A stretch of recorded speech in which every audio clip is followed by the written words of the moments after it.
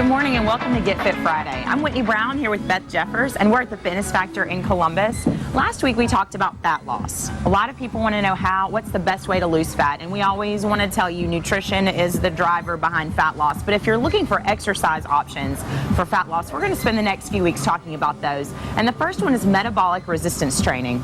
Right, and I think for a long time people have thought that exercising long and low aerobically is the way to go for fat loss, but in reality it is the resistance training.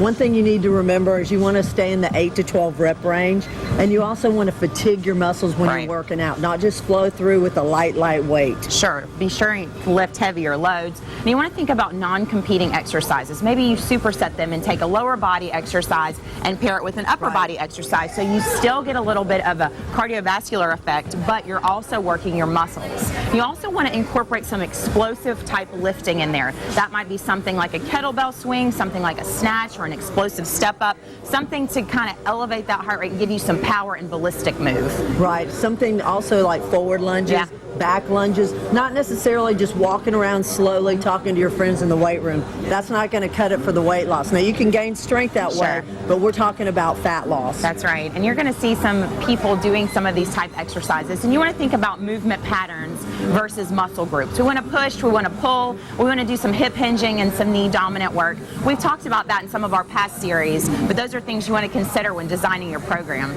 Right, and I think that one of the things you need to fall back on too, not just is your diet too. Absolutely. Like we said, that's 85% of it. So if you couple that diet with a good fat loss, where you walk out after that workout and you're tired, you shouldn't be able to just think that you could go run miles and miles or lift more weight. You should be definitely have that fatigue effect. Sure, and you should incorporate this about 2 to 3 times in a week, remembering that you need to have some rest days paired with those work days, because you really get stronger and better in your recovery than you do from your training. So recovering from training can be just as important as getting that training done.